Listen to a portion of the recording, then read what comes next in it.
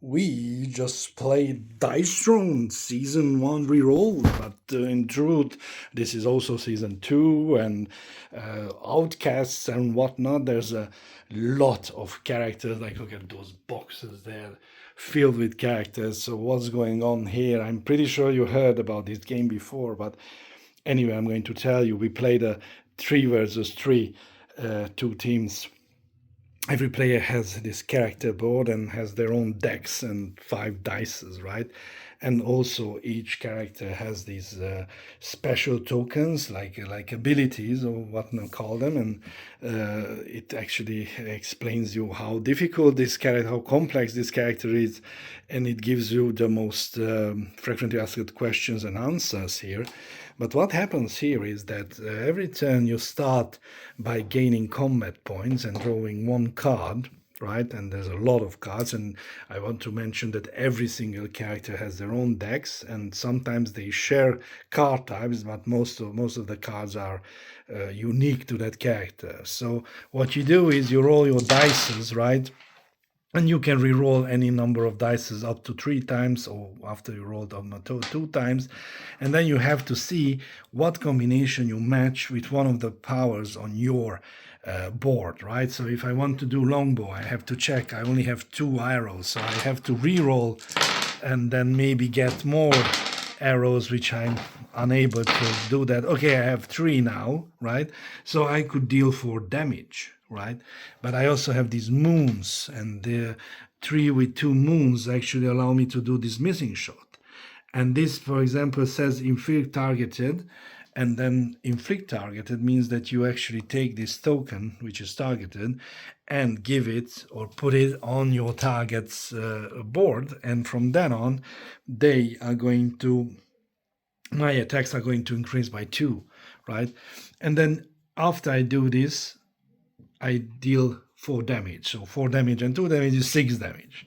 And then you have to, if you don't play a one-on-one game, you have to target, but then the other player has the chance, right, to defend themselves. And when they defend themselves, basically they have this kind of like icon, like you can see here, and on more cards. And you, as the defendant, can roll dices and do the effects. And the funny part is that every single of these characters have different effects, and there are a lot of effects, a lot of abilities, and a lot of outcomes and cards and whatnot.